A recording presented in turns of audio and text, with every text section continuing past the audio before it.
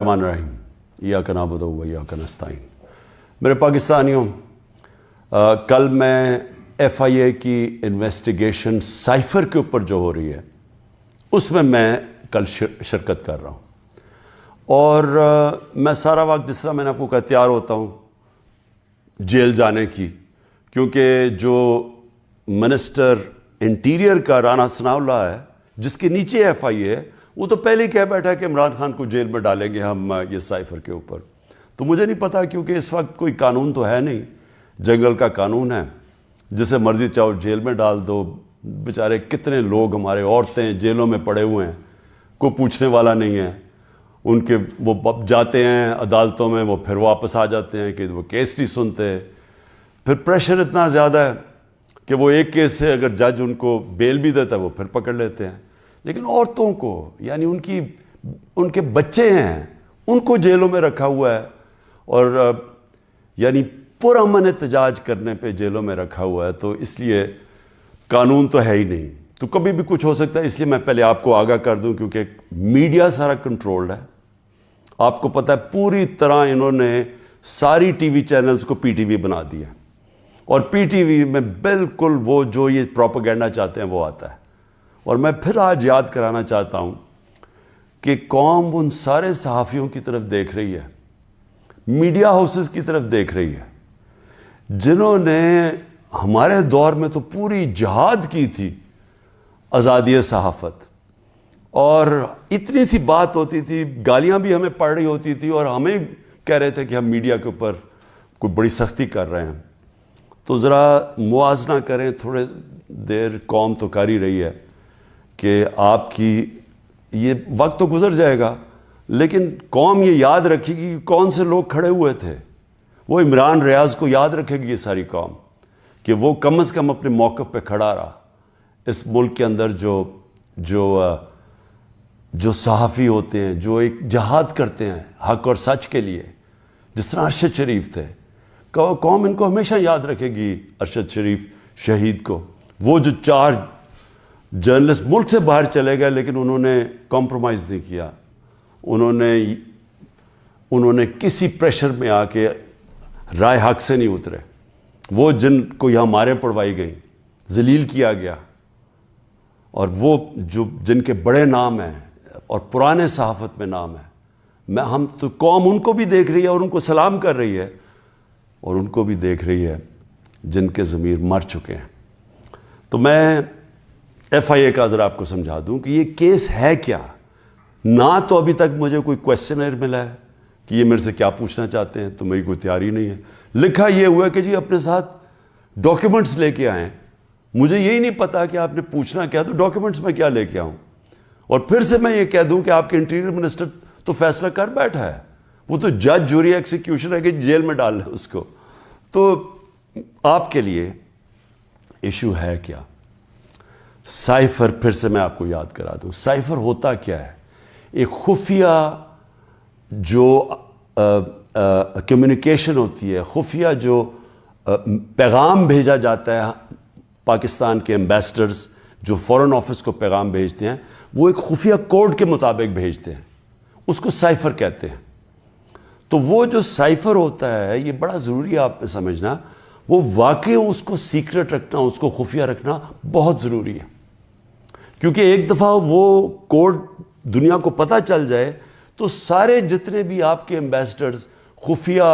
Messages بھیج رہے ہوتے ہیں فورن آفس باہر کی دنیا سے، وہ سارے پبلک ہو جائیں گے، جس طرح وکی لیکس کے اندر پبلک ہو گئے تھے۔ یاد رکھیں، وکی لیکس میں امریکن ایمبیسڈرز جو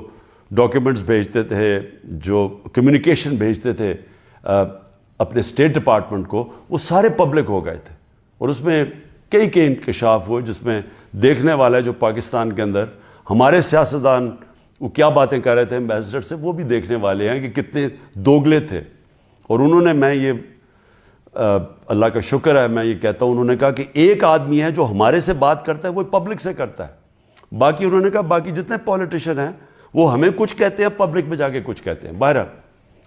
تو وہ سائفر کو سیکرٹ رکھنا بڑا اہم ہے۔ تو کیا عمران خان نے وہ جو سائفر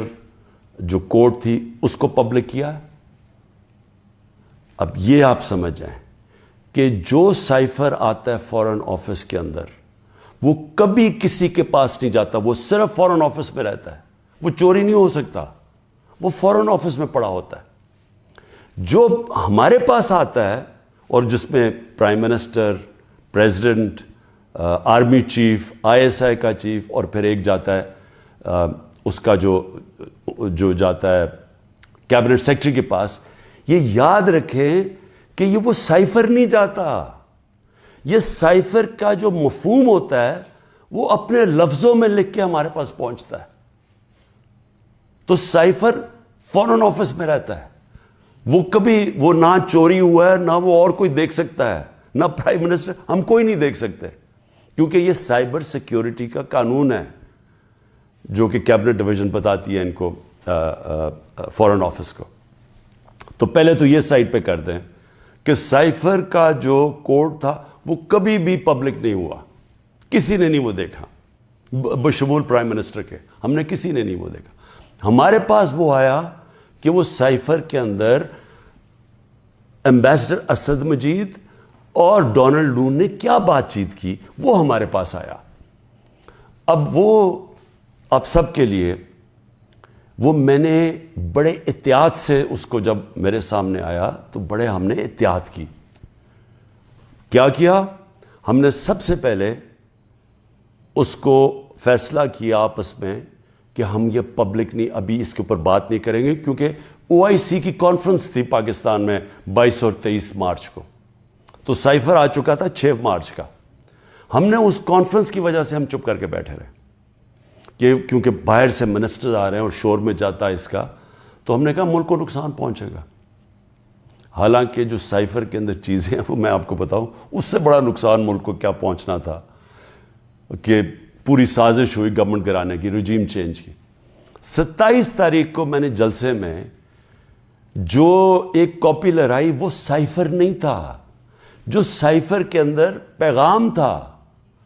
تو وہ میں نے بتایا. اور میں نے تب بھی محتاط رہا, میں نے یہ نہیں بتایا کہ میں نے کہا یہ بڑا سینسٹیو ہے, میں نے لکھ کے بتایا کہ میں صرف کوئی غلط بات نہ کہہ دوں, کیونکہ انٹرنیشنل ریلیشنز ہیں, ہماری دوسرے ملکوں کے ساتھ تعلقات ہیں, وہ نہ خراب ہو جائے. اس کے بعد میں نے کیبنٹ میں رکھا, کیبنٹ کے سارے ممبرز کو بتایا گیا کہ یہ سائفر آیا ہے, اور یہ سمجھ لیں کہ یہ کتنی بڑی اس ملک سے, میں سمجھتا ہوں کہ یہ کتنی بڑی ملک کی توہین ہوئی کہ ایک باہر کا ایک آفیشل وہ پاکستان کے ایمبیسڈر کو کہہ رہا ہے کہ اپنے پرائم منسٹر کو اگر تم نے نہ ہٹایا,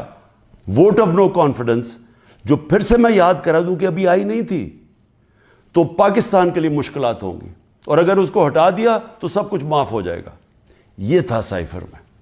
اور جو ایمبیسڈر تھے, پھر سے میں آپ کو بتا دوں, اسد مجید, انہوں نے لکھا اس میں کہ میرے خیال میں تمہیں اس کے امریکہ کے خلاف ان کو پروٹیسٹ کرنا چاہیے, ڈیمارش کرنا چاہیے کہ یہ کبھی اس طرح کی زبان استعمال نہیں ہوتی, ایسی دھمکی نہیں دی جاتی. میں پہلے کیبنٹ میں رکھتا ہوں, پھر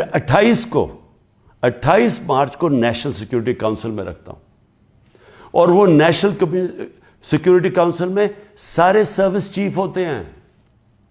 جنرل باجوہ تھے وہاں, ایئر چیف تھے ادھر, نیوی کے چیف تھے, جوائنٹ چیف آف سٹاف تھے, ہمارے ساری کیبنٹ کے سینئر ممبرز تھے, فورن آفس کے سیکرٹری بیٹھے ہوئے تھے. اور اس میں کیا فیصلہ ہوتا ہے کہ ہمیں جس طرح ایمبیسڈر اسد مجید نے ریکمینڈ کیا, ہمیں ڈیمارش کرنا چاہیے, ہمیں امریکہ کو پروٹیسٹ کرنا چاہیے کہ یہ آپ نے ہمارے اندرونی معاملات میں مداخلت کی. تو جب وہ اس میں آ گیا نیشنل سیکیورٹی کاؤنسل میں اور ڈیمارش کر دی, تو جو اس کی جو سائفر کے اندر چیزیں لکھی ہوئی تو وہ تو پبلک ہو گئی, کیونکہ جب آپ نے پبلک ایک سٹیٹمنٹ دے دی کہ کہہ دیا کہ ہم نے اس کی کیا, تو وہ تو سیکرٹ تو نہ رہا وہ, کیونکہ ڈیمارش نے اپنے کس پہ, تو یہ چیزیں سامنے آ گئی نیشنل سیکیورٹی کاؤنسل میں, اور کیبنٹ میں بھی ڈسکس ہو گئی. اس کے بعد پارلیمنٹ کے اندر ہم نے ان کیمرہ سارے اپوزیشن لیڈرز کو بلایا کہ آپ کو پتہ ہونا چاہیے کہ کس طرح کی پاکستان میں توہین ہوئی. سارے اپوزیشن لیڈرز نے منع کر دیا جانے کا, کیونکہ یہ سارے حصہ تھے اس سازش کے. میں کوشش کر رہا ہوں کہ سارے ملک کو بتاؤ کہ قوم کی کتنی توہین ہوئی ہے, یہ منع کر دیتے ہیں. پھر پارلیمنٹ سے جو اسپیکر ہوتے ہیں وہ چیف جسٹس آف پاکستان کو بھیجتے ہیں, اور میں بھی انہیں کہتا ہوں کہ اس کے اوپر انکوائری کریں کہ یہ جو مداخلت ہوئی ہے اس کے اندر پتہ تو چلے کہ یہ ہوا کیا, کتنی بڑی سازش ہوئی ہے کہ سٹی گورنمنٹ کے اوپر, الیکٹڈ پرائم منسٹر کے اوپر دھمکی ملتی ہے, اور پھر اس کے گورنمنٹ گرانے کی پوری تیاریاں شروع ہو جاتی ہیں, لوگ بھاگنا شروع ہو جاتے ہیں, الائز چلے جاتے ہیں. اور یہ پیغام کس کو تھا؟ مجھے تو پتہ تھا پیغام کس کو ہے, جنرل باجوہ کے لیے پیغام دیا گیا تھا, کیونکہ اسی کے پاس پاور تھی نا گورنمنٹ گرانے کی, باقی تو کوئی پرائم منسٹر کو نہیں ہٹا سکتا تھا. تو اس کے بعد جب یہ, اور پھر کیبنٹ کے اندر ہم نے اس کو ڈی کلاسیفائی بھی کر دیا. تو مجھے ابھی تک یہ نہیں سمجھ آ رہی کہ ایف آئی اے چاہتی کیا ہے, کہ جب سائفر تو سیف, جس طرح ثناء اللہ نے کہا وہ فارن آفس میں پڑا ہے, وہ تو اس کے اوپر تو اس کا تو کسی کو پتہ ہی نہیں ہے جو سائفر کی کوڈ ہے. ہمارے پاس جو جس کو پیرافریز کہتے ہیں انگریزی میں لفظ, ہمارے پاس جو آتا ہے وہ تو اس کا مفہوم آیا تھا, اور وہ جا کے نیشنل سیکورٹی کاؤنسل اور کیبنٹ میں جب رکھا اور بعد میں ڈی کلاسیفائی بھی کر دیا, تو وہ تو پھر ایک سیکرٹ ڈاکیومنٹ نہیں رہا. اب اصل چیز پہ آ جائیں کہ کیا کسی ملک میں کوئی بتا سکتا ہے, ہمارا تو 25 کروڑ کی آبادی ہے, کسی 50 لاکھ کی آبادی, چھوٹے چھوٹے نیوزی لینڈ جیسے شہر, چھوٹے سے یعنی ملک, اور کتنے ہیں ایسے, ہالینڈ ہیں, چھوٹے چھوٹے شہر ہیں, چھوٹی چھوٹی آبادی ہے. کوئی تصور کر سکتا ہے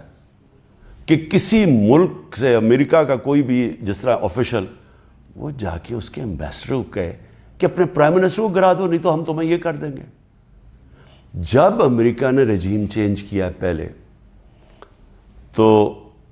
جو خود ہی ان کے سی آئی اے کے اور MI6 کے جو پیپرز ڈی کلاسیفائی ہوئے ہیں, ان میں کیا چیز نکلی؟ مصدق کی گورنمنٹ گرائی گئی, رجیم چینج کیا گیا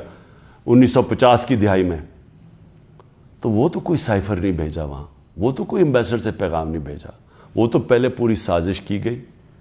اپوزیشن کے ساتھ مل کے, میڈیا کے ساتھ میڈیا پہ پیسہ چلا, پہلے اس کو برا بھلا کہا گیا, اور پھر ان کے آرمی چیف کے ذریعے اس کی گورنمنٹ گرا دی. اور پھر دوسری 70 کی دہائی میں چلی کے اندر ایلیندا کو, پریزیڈنٹ ایلیندا کو گرایا گیا, اور وہ بھی کسی نے سائفر نہیں بھیجا, انہوں نے ان کے آرمی چیف کے ذریعے اس کی گورنمنٹ گرا دی, کو کر دیا. تو جب رجیم چینج ساؤتھ امریکہ میں بھی ہوتا ہے تو اس طرح تو پھر بھی نہیں ہوتا کہ پہلے وہ کوئی ایمبیسڈر سے دھمکی دی جائے. تو میں آخر میں یہ کہنا چاہتا ہوں اپنی قوم سے کہ دیکھیں, یہ کوششیں ساری ہو رہی ہیں کسی نہ کسی طرح عمران خان کو راستے سے ہٹانے کی. یہ پوری ہر چیز کے پتہ نہیں 180 کیسز ہیں, اور ایک اور اب وارنٹ بھی نکلا ہی ہے.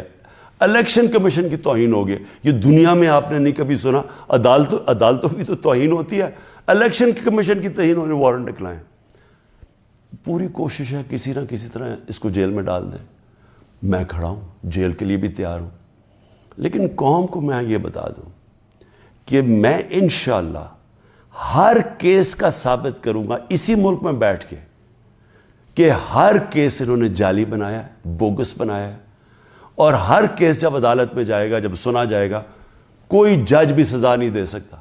پورا کیس سن کے, کیونکہ یہ سارے جعلی کیسز ہیں. اور اس کا مقصد اس ملک میں انصاف نہیں لانا, اس ملک میں انصاف کی قبر کھودنی ہے, تاکہ کسی طرح جنگل کا قانون جو طاقتور ہے وہ کسی طرح اس ملک کی جمہوریت بھی ختم کر دے, وہ طاقتور اس ملک کی عوام کی آواز ختم کر دے, وہ اس ملک کی سب سے بڑی پارٹی کو کسی طرح ختم کر دے, اور کسی نہ کسی طرح یہ چوروں کا ٹولہ جو 30 سال سے ملک کو لوٹ رہا ہے, کسی نہ کسی طرح اس کو پھر اوپر بٹھا دے. یہ ہے ساری گیم. پاکستان زندہ باد.